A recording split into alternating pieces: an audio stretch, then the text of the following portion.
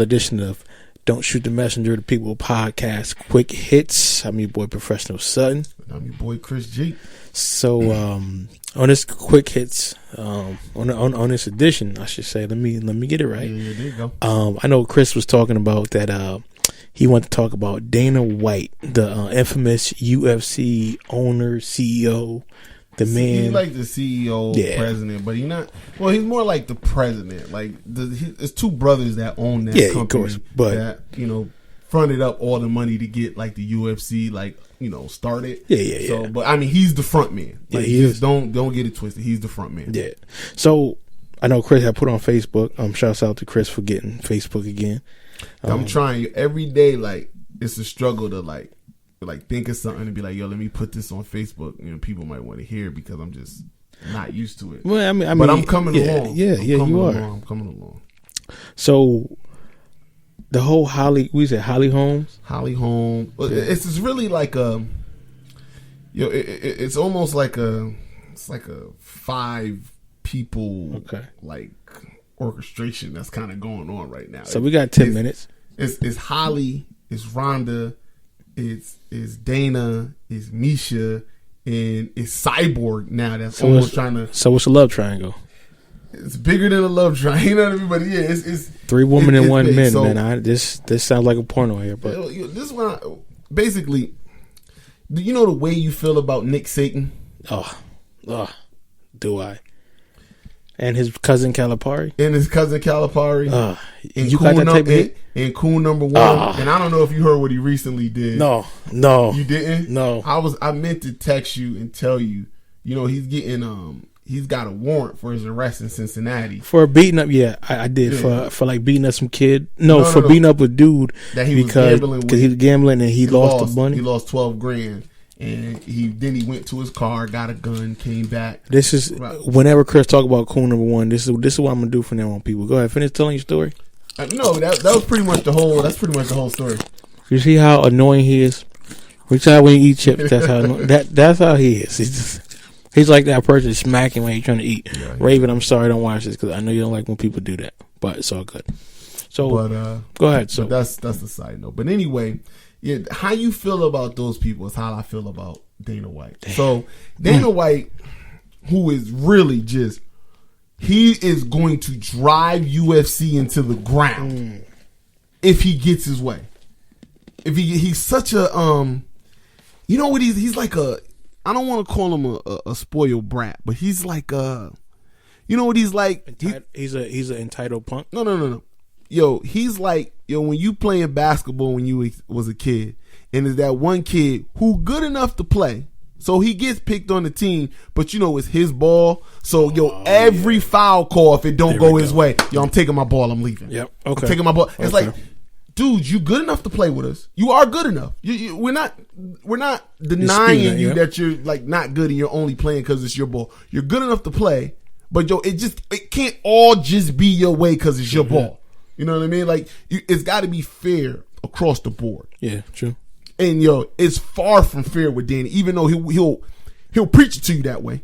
Dana's gonna preach it to you that my guys are making the most money and my guys are doing this, but steadily, like, his guys are always leaving, like always leaving. But that's a different subject for a different day. I want to stay kind of focused on the main task. So he came out right after the Holly Holm Misha Tate fight. And he talked about how much it was a mistake that Holly Holmes took this fight.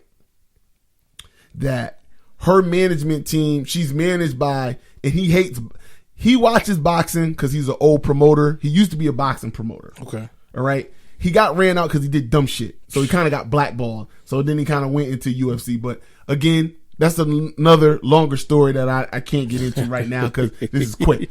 So, so he doesn't particularly like boxing guys. Okay. And Holly Holmes' manager is an old boxing manager. Guy. Okay. He's an old boxing guy. Okay. So, he goes into the meeting with Dana White about the whole Misha Tate, Ronda Rousey thing. And what Dana White was proposing was, if you tell Holly Holmes to just not fight until November for like a year layoff, she's going to make so much money for the Ronda rematch.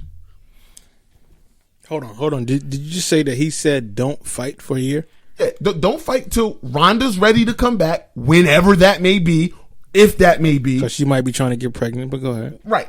But he was basically saying you need to not make any money right now and wait for the possibility to make a lot of money when and if Ronda Rousey decides to come back. Going into the meeting, Holly Holm said, I told my manager I want to fight. I'm not waiting that long for an if. No, exactly. How she felt. That's and she said, I'm a fighter. I want to fight. So her manager did as she instructed him to do. She said, you know what, we're going to, take this fight with Miesha Tate. That's the closest fight we can get. We want to stay active. We want to stay, hungry. This is what we want to do. So obviously what happened, everybody saw the fight. Well, not everybody, but by now you know what happened. Classic fight. Holly Holmes is winning clearly and, makes one little bad move and gets choked out in the last round with like 20 seconds left. Okay. She took a tough L, but it was a tough fight. It was a tough fight that everybody felt that Holly Holmes was winning. Mm-hmm. Just that simple. So after the fight, Dana White goes on his press junket about UFC 194, I believe that was, or 196. He starts telling everybody about everything. So and he goes on Mike and Mike, and he goes on Max and Marcellus, and he goes on Colin Cowherd's show, and he's telling people, she had this old guy in there as her manager who thinks he's smart, but he's really not. Wow. And he didn't understand the type of money he can make. Wow. or the type of money Holly can make if she just would have waited. Wow. And he goes, this guy, he goes, Holly wasn't even in the room. I don't even know if she knows what she lost by taking this fight. We advised her against this fight.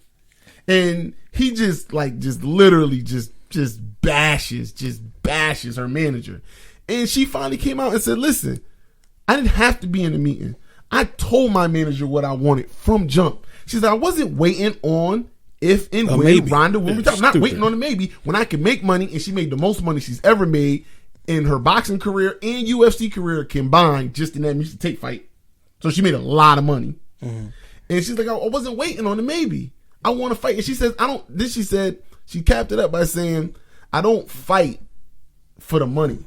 I fight because I love the fight. I love the competition. I'm a competitor. Duh. That's what I want to do. I'm not sitting around and waiting for if Ronda was going to return, because let me make this very clear. There was a very iffy chance that Ronda might not return. Now, when Miesha Tate won, Ronda, Dana, I'm coming back, because she beat Miesha Tate twice already. So she feels comfortable fighting Miesha Tate. Yeah. So she's gonna take that fight all day. She'll take that fight all day. And now Dana White is in the position of trying to convince Miesha Tate to let's just wait till Ronda's ready to come back. Ronda's got to film a movie called Roadhouse, by the way. The old Patrick Swayze movie. She's going to be the main character? She's going to be the main. She's going to be Patrick Swayze. No. They're just rebooting it, doing it different. So he wants Miesha Tate to sit on her hands and wait until his precious Ronda comes back. So he wants her to wait, not make any money. That's it. When she can fight Holly Holm, who she wants to fight, who said she deserves a rematch, because she was like, obviously Holly's a champion. Mm-hmm. She deserved a rematch, and she didn't have to give me that title shot. She could have sat on her hands and waited for Ronda, and she didn't. She feels like I at least deserve her that in return. That's just crazy. And you know who's dead set against it? Dana fucking White. I'm telling you, this guy needs to be called out on his bullshit. Because even when you ask him direct questions or you start asking him hard questions, he'll just deflect, or he'll call you an idiot, or he'll talk about how much money he got. But people don't really pick up on it as much. Let's say if like a Floyd Mayweather talked like that, which he does, then people pick up on those cues like really, really fast. Dana White does the exact same thing. Obviously, his intellect and the way he comes off and speaks is a lot more clear and crisp. But he's doing the same exact thing. And he's not a fighter. And Now that Cyborg is going to make her debut in the UFC. Oh yeah, I can't wait. At UFC 198, she immediately needs to be put in the picture. But he's trying to like hold this Ronda Rousey lore for all of the Ronda Rousey fans and supporters who love, and that's his money making. Oh my God, she's the best thing ever. Well, now she's got real competition in Holly Holmes and Cyborg, and even Miesha Tate for that matter, even though she beat her twice, because that was the only girl that ever made it out of the first round with Ronda. Oh wow, yeah. Until obviously Holly Holmes whooped that ass. So. So I'm telling you, just in future podcasts and future joints, I'll get more in depth about what's really going on with this crazy thing that Dana White's trying to do, or I should say the lack of things that he's doing for the women's division. That's really right now at the precipice of being like the best division in UFC. But if he handles it the way he wants to handle it, you're only going to see Ronda. So now, because I know it's quick, and I know you're going to really touch on it in a later podcast. What should now if he was smart, and if he's listening, and if he's going to take your advice to make sure that his investment, his baby, because that's how he treats it, if that wants to last, what should he do in terms of women UFC? What he should do in the bantamweight division for the women's in women's UFC, what he should do is UFC 200 is coming out. This is going to be this big blowout. This is going to be the biggest UFC ever, right? It's going to be like 3 champs defending their belt. What he should and the women were supposed to fight at UFC 200. Okay, it's enough time from their last fight. What he should do is he should put Miesha Tate against Holly Holmes again. What you really should do is like a tournament style thing. So you should put Miesha Tate versus Holly Holmes at UFC 200, and then when Ronda is ready to come back at UFC, it would be like UFC 202 or 203. That would be enough time from UFC 198 that Chris Cyborg would be ready. You should do almost like a round robin type. Well, we got Miesha Tate versus Holly Holmes at 200. Then at 202 or 203, we got Ronda Rousey versus Cyborg. The 2 winners of that fight each other. The 2 losers of that fight each other next. And then they're the next number one contender in the next UFC down the road. That would be the perfect thing. But he's not going to do that. He is not going to do that. Wow.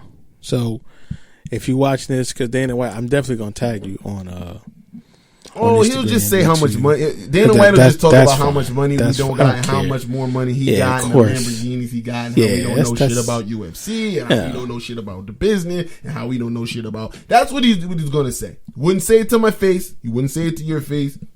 But that's what he's going to say if you respond. Well, they're all idiots. They don't know what's going on. Well, I'm going to definitely make sure that he can hear this, because I definitely want him to know that his loyal fans still want the business to continue. I'm not loyal to that guy. I'm really not. No. Because to the sport. To the sport, he should have a little bit. And he's robbing. Listen, if you're not one of his top guys, man, he's robbing you deaf, dumb, and blind, because he's not giving you the opportunity to make the maximum amount of money that you could make with the Reebok deal. The Reebok deal is not helping the regular Joe Smo that's in the UFC that's making $5,000, $10,000, $15,000 a fight, and that's got to last them to what? 4, 5, 6 months to their next fight. Now, if you win the fight and you get like a fight of the night, you get like a 4 or 5, you get like a 2 or 3 to 5% bonus from Reeboks, whatever that's going to be from whatever your main purse is. But you ain't living off of that. You're going to have to do other things to subsequent your income. And you know where you can subsequent your income and make real good money at all the time? Bellator.